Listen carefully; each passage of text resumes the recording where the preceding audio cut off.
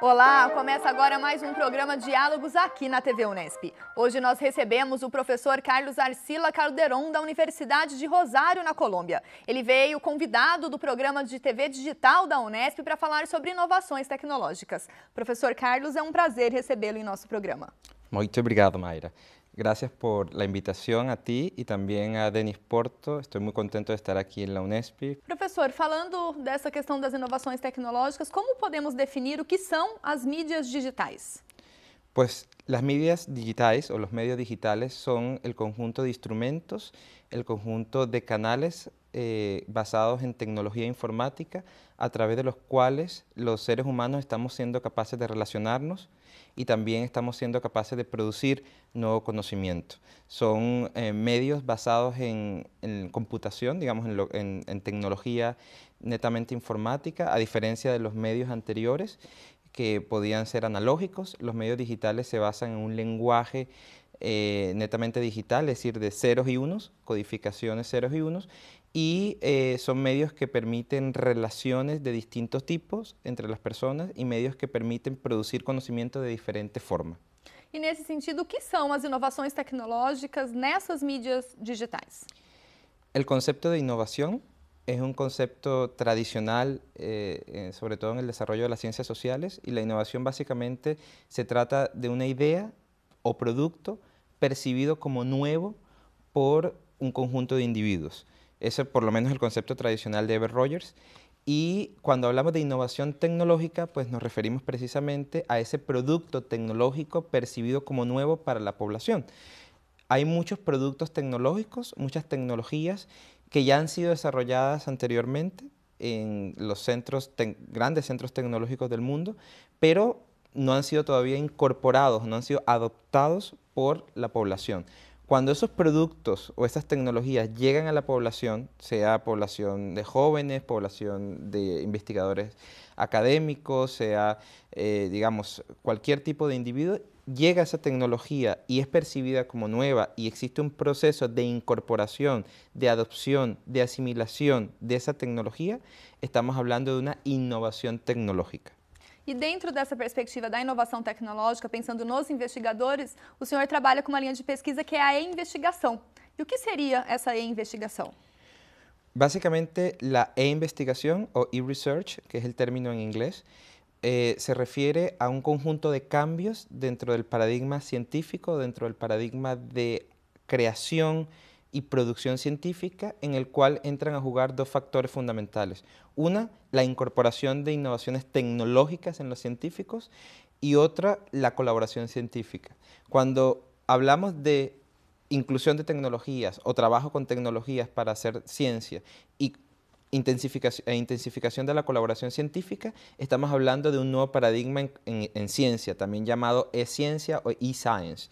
Esa e-ciencia básicamente está transformando los modos en los cuales los investigadores producimos, analizamos y compartimos la data científica. Y para ellos es lo más importante, uno de los factores más importantes es la incorporación, la adopción de innovaciones tecnológicas de manera continua.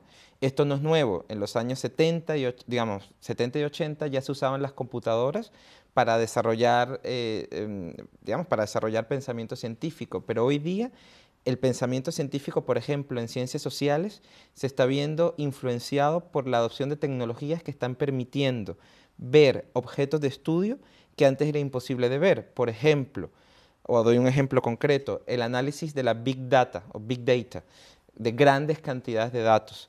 Hasta la aparición de las computadoras era imposible analizar de manera manual, de manera individual, grandes cantidades de datos porque no teníamos ni el tiempo ni la capacidad mental los seres humanos para poder hacerlo. Pero con el desarrollo de las tecnologías podemos o somos capaces de procesar no 1000 ni 2000, sino millones de textos, millones de documentos, millones de imágenes en muy poco tiempo. Y sacar patrones, sacar información, nuevos datos de los otros datos que ya habían sido producidos. Entonces, ese paradigma donde confluyen la incorporación de tecnologías y la colaboración científica es el que se llama e-investigación. E dentro dessa perspectiva, como que as mídias digitais, elas potencializam a divulgação das pesquisas feitas dentro da perspectiva da investigación? Sí, básicamente la divulgación de lo que es la investigación ha estado muy marcada por lo que se llama la división entre difusión y divulgación. Difusión entre pares, donde pues se comparten artículos científicos, se comparte conocimiento en congresos. Y por otro lado, la divulgación, que es la transmisión de ese conocimiento a la sociedad. Con el paradigma de la investigación y con la llegada de las innovaciones tecnológicas en la creación científica, estamos siendo capaces de cambiar el paradigma de lo que se ha llamado el compartir de data científica. Es decir, hoy día los científicos no solo comparten su artículo final, sino que comparten o pueden compartir a partir, por ejemplo, de repositorios, pueden compartir la data bruta, el raw data, la data bruta de sus investigaciones, produciendo, por ejemplo, que otros investigadores o estudiantes de posgrado o incluso de pregrado puedan trabajar y hacer minería de datos o hacer otro tipo de análisis sobre la data original. Y además, yendo un poco más allá, esa data, al ser almacenada, compartida, guardada, conservada, clasificada en repositorios, es posible que sea utilizada por terceros actores que no sean necesariamente científicos, sino que pueden ser organizaciones, puede ser público en general, que tengan necesidad de acceder a esa data. Con lo cual el paradigma de la difusión y de la divulgación se transforma desde que somos capaces de almacenar grandes cantidades de datos, de catalogarlos, de generar metadatos y, por supuesto, de compartir, ¿no? Todo esto es el tema de la Open Science, Open Data, ¿no? De no guardarse el conocimiento para sí. Los medios digitales están permitiendo precisamente crear espacios donde se pueda compartir de manera fácil, rápida y sobre todo gratuita el conocimiento generado en sus distintas etapas. E um pouco mais sobre como se faz essa pesquisa na linha da investigação, a gente conversa daqui a pouco. O Diálogos vai para um breve intervalo e já volta.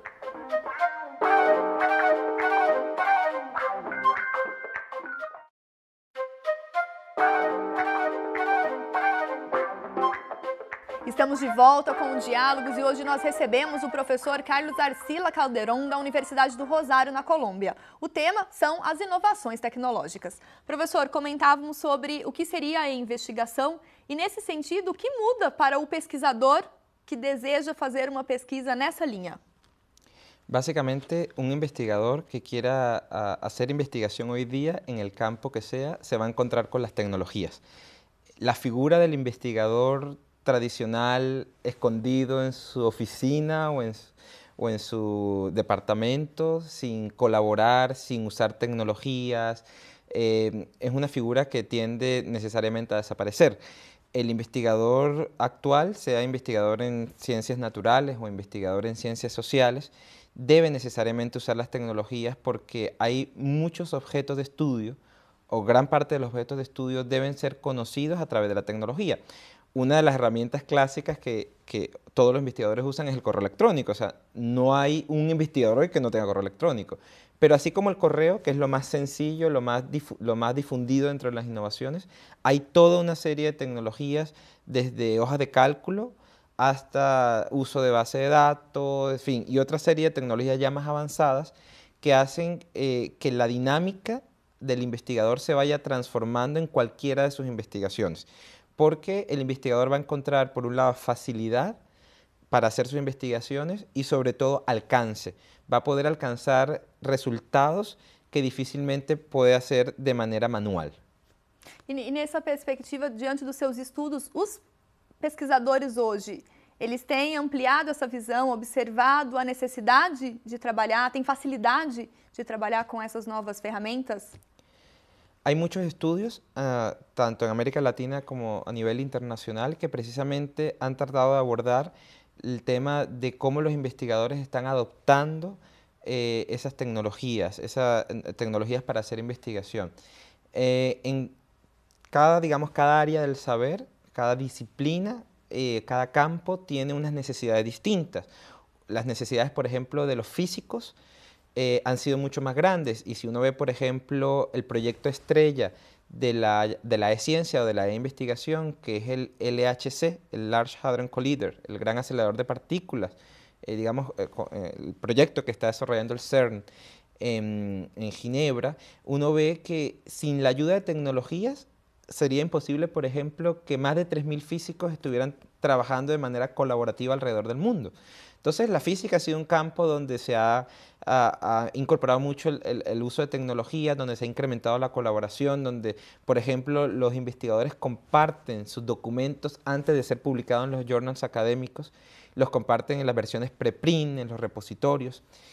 Pero hay diferentes campos, ¿no? En el campo, por ejemplo, de las ciencias sociales, las resistencias han sido mucho más grandes porque se tiende a pensar que la investigación en ciencias sociales es una investigación más individual, es una investigación más de creación, e incluso una investigación más, a veces, en la línea de la filosofía, en el caso de América Latina, de la línea de la ensayística, de la creación propia. Entonces esa forma de hacer ciencia, pues también de alguna manera ha condicionado que la difusión de las tecnologías haya sido de manera distinta en un campo o en otro.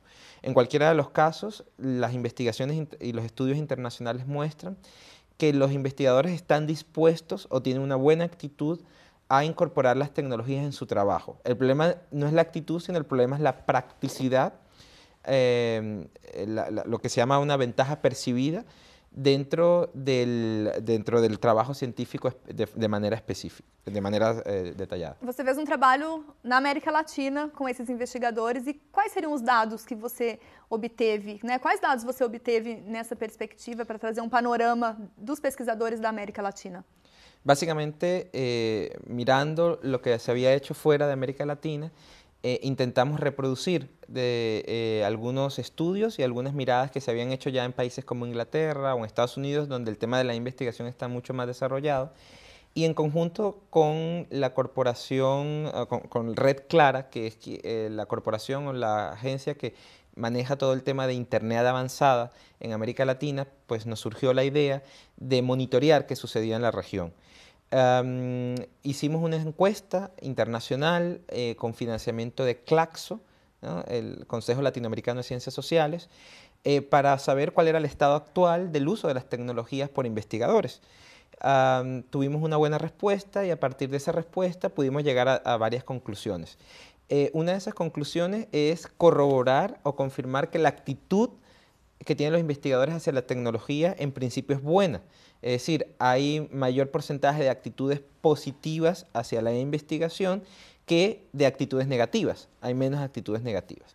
Sin embargo, esas actitudes no se corresponden necesariamente con el uso final o con la adopción final de tecnologías. Hay una serie de innovaciones tecnológicas que son altamente adoptadas por los investigadores, entre ellas, por ejemplo, el correo electrónico o algunas otras, sobre todo de tipo comercial, ¿no? A las que podemos tener acceso fácilmente, como desde, digamos, redes sociales para hacer investigación, como procesadores de texto, hojas de cálculo, en fin. Pero hay otra serie de innovaciones tecnológicas que ya los investigadores perciben como avanzadas. Estoy hablando, por ejemplo, del grid, de las mallas computacionales, estoy hablando de la simulación, estoy hablando del análisis de grandes cantidades de datos, estoy hablando del machine learning, del topic modeling. Son innovaciones tecnológicas que son muy útiles, por ejemplo, para los historiadores, son muy útiles para los estudiosos de comunicación, para los sociólogos, para los psicólogos, y que sin embargo no han sido incorporados. Entonces, nosotros básicamente en esa pesquisa, en esa investigación en América Latina, nos dimos cuenta de varias cosas. Una era que las actitudes influían de manera positiva en la adopción de tecnologías. Es decir, gran parte de la dificultad de incorporación de tecnologías venían de aquellos que tenían una actitud negativa o tenían actitudes positivas muy bajas.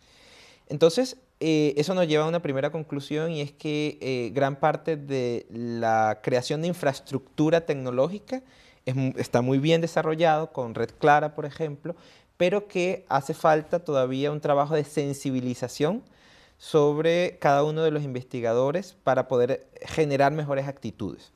Eso en primer lugar. Y en segundo, encontramos también que la principal variable que estaba asociada con la baja incorporación o adopción de tecnologías avanzadas era la colaboración científica. Entonces, eso es una característica propia de las disciplinas sociales, pero sí que encontramos que las tasas de colaboración científica son entre media y baja. Y esa variable era precisamente cuando hicimos los análisis, por ejemplo, de regresión, los análisis de cruce o los cruces de variables, encontramos que la colaboración científica era la variable que mayormente influía sobre las tasas de adopción. Entonces, a mayor colaboración científica, veíamos que había mayor adopción de tecnologías. Y eso, pues, básicamente lo que quiere decir es que quien no colabora, pues, no necesita tecnología, sigue haciendo un trabajo muy tradicional, muy artesanal, muy manual, que no es malo por naturaleza, puede ser muy bueno, pero que hoy día, como decía al principio de la entrevista, los objetos de estudios que nos plantea la sociedad actual requieren de instrumentación científica avanzada. Por ejemplo, analizar la data que se genera en las redes sociales, en el Facebook, en Twitter, que es uno de los estudios pues, que yo, por ejemplo, he realizado en Twitter. No se producen 1, ni 2, ni 10, ni 100, ni 200. Se producen miles y millones de mensajes en un día. Y eso no es posible analizarlo con papel y lápiz.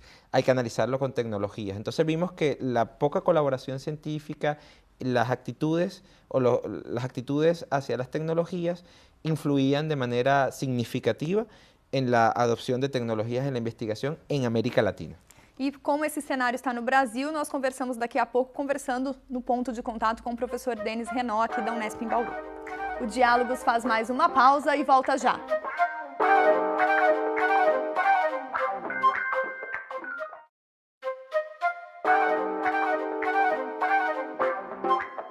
Olá, estamos de volta com Diálogos e hoje nós conversamos sobre inovações tecnológicas, principalmente nas pesquisas científicas. Nós recebemos o professor Carlos Arcila Calderon, da Universidade do Rosário, na Colômbia. E no ponto de contato de hoje, nós conversamos com o professor Denis Porto Renaud, da Unesp, aqui em Bauru. Ele fala um pouco sobre a relação da pesquisa científica com as mídias digitais.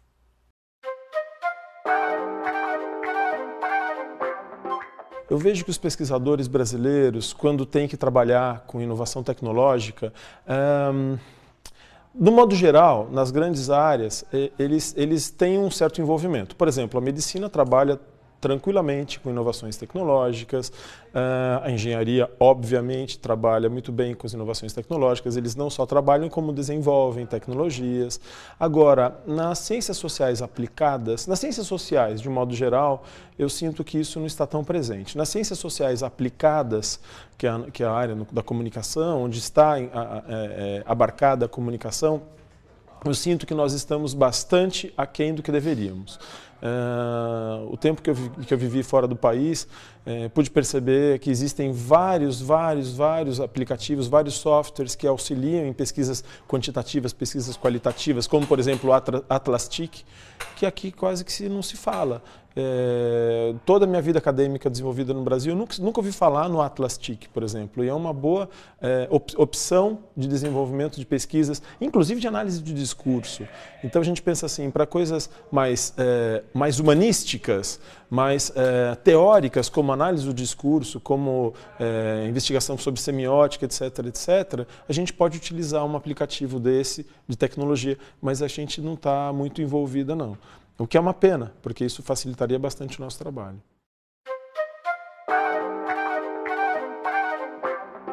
Professor Carlos, pensando um pouco no que o Denis falou, nessa relação das pesquisas científicas com as tecnologias, como que o senhor observa o envolvimento dos pesquisadores, principalmente aqui na América Latina, no sentido de adotar essas tecnologias para realizar as pesquisas? Bueno, básicamente, para que un investigador decida adoptar una tecnología, tienen que confluir una serie de factores. Esos factores tienen que ver, por un lado, con el factor cultural, con el factor también de la disciplina, pero también tiene que ver con factores institucionales y con factores gubernamentales. En el caso, por ejemplo, de las instituciones, hemos detectado, digamos, en otras investigaciones que se ha encontrado que la infraestructura tecnológica que presenta la institución a la que está adscrito un investigador también puede ser un determinante a la hora de adoptar las tecnologías. Con lo cual es posible que las desigualdades que hay en América Latina en términos, por ejemplo, de la infraestructura académica, puedan estar influyendo también en que hay algunos centros donde se está haciendo mucho y otros donde se está haciendo poco. Sin embargo, más allá de ese problema para los investigadores, que puede ser estar en una institución que les permita tener acceso a ciertas tecnologías, más allá de eso, encontramos que el factor psicológico, el factor motivacional, el factor cultural es el factor realmente que tiene mayor influencia. Entonces, cuando uno ve, por ejemplo, que todavía existen resistencias para publicar en digital, pues uno se da cuenta que gran parte del pensamiento científico en ciencias sociales en América Latina es un pensamiento del siglo XX, porque muchos consideran, o en algún estudio que yo hacía exploratorio encontraba que muchos consideran que es mucho más prestigioso publicar, por ejemplo, un libro impreso que publicar un libro digital, lo ven como con menos valor. Entonces, existe un miedo a lo digital, entre otras razones, porque, por ejemplo, hay temor a que el trabajo de un investigador sea plagiado. Entonces prefiere publicarse en impreso. Hay temor de que los datos sean confrontados. Porque muchas veces si yo divulgo mucho mi trabajo, pues va a haber quien me diga que está mal, que no hice un análisis de manera adecuada, etc. Entonces, todo eso finalmente hace que la inversión y la motivación que debe haber sobre los investigadores vaya más hacia un plano de lo cultural, hacia un plano de lo motivacional, porque incluso hemos visto que muchos de estos investigadores no usan las tecnologías porque de repente la han escuchado, pero realmente nunca han visto una demostración. Ayer escuchaba una entrevista al filósofo de la ciencia Mario Bunge, al filósofo argentino, y él decía que, claro, es más fácil negar lo que se desconoce en la ciencia. Entonces, si yo no sé usar un método, es más fácil decir, eso no sirve. Y mucha gente, por ejemplo, con los análisis automatizados de texto, que es algo que se está usando mucho, mucha gente niega eso, dice, no, eso no sirve, hay que hacer el análisis manual porque la mente del investigador es importante a la hora de interpretar los datos. No digo que no sea importante, pero la gente o algunos investigadores tienden a negar eso porque no han visto o no han podido ver in situ alguna prueba de cómo determinadas herramientas tienen altísimos niveles de fiabilidad para poder encontrar y hallar datos que nosotros hacíamos de manera manual. Entonces, esas demostraciones pueden contribuir también con la creación de motivaciones. Si no hay demostración, no hay motivación, y si no hay motivación, no hay adopción de innovaciones tecnológicas. E para a gente finalizar, professor, qual é a contribuição do uso dessas ferramentas digitais para a divulgação científica, como nós comentamos no primeiro bloco do programa, no sentido de promover uma maior democracia, uma maior formação crítica dos leitores dessas pesquisas? Sí. Bueno, básicamente ahí, cuando hablamos de Open Science, de ciencia abierta, en este, digamos, también paradigma de renovación de la ciencia por las tecnologías, yo particularmente sí creo que hay un impacto sobre lo que es la democratización del conocimiento, por muchas razones, pero algunas de ellas tienen que ver con que primero los datos es más fácil que sean compartidos por mayor cantidad de personas. La mayor parte de la investigación científica se hace con dinero público, con dinero que viene de los estados, y luego si uno usa dinero público para producir conocimiento científico y lo almacena en sitios privados donde no se puede acceder, o donde para acceder hay que pagar, pues estamos hablando de una poca democracia en la ciencia. Entonces, cuando hablamos de open science, de open data, de divulgación, de compartir los datos científicos en las redes como Internet comercial o Internet avanzada, estamos ante una democratización del conocimiento, primero por el acceso a mayor cantidad de datos científicos, pero en segundo lugar también porque ese acceso permite que muchas personas de diferente nivel o en diferentes campos puedan participar de manera activa en la creación de conocimiento científico. Pongo un ejemplo, y hubo una investigación hace ya algunos años donde se estaba tratando de buscar vida extraterrestre. Parece una tontería, pero los investigadores que estaban haciendo esta pesquisa necesitaban mucha potencia de computación, o sea, necesitaban muchos computadores. Entonces pidieron a usuarios,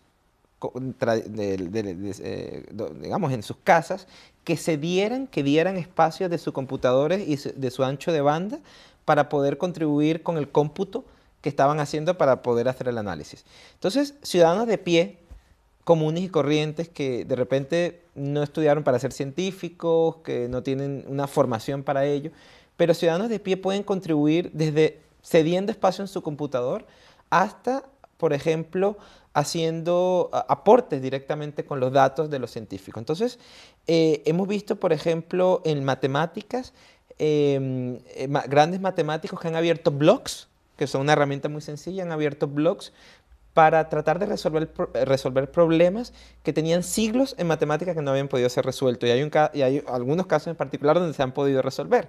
Y eso ha sido con la participación de más grandes matemáticos, pero también con profesores de colegio, con estudiantes y con gente que tiene interés por un campo en particular. Entonces, la participación ciudadana en la ciencia, ¿no? El trasvase del conocimiento científico a la ciudadanía está siendo mucho más real, no digo que sea perfecto, pero está siendo mucho más real en el mundo de la investigación, es decir, en el mundo donde se incorporan innovaciones tecnológicas y donde el conocimiento ya no se queda para uno, sino permanecen muchos. Entonces, la democratización, yo creo que sí viene en el estrechamiento de las relaciones entre la ciencia y la sociedad o los ciudadanos finales. Muito obrigada, professor, por sua participação e que gostaria de convidá-lo para retornar à TV Unesp assim que possível, quando vier ao Brasil trazer dados da sua pesquisa. Muito obrigada. Muchas gracias a ustedes por la invitación y estaré contento de regresar a Brasil. Muito obrigada. O Diálogos de hoje fica por aqui. Se você quiser rever este programa, acesse o nosso site. Obrigada pela companhia e até mais.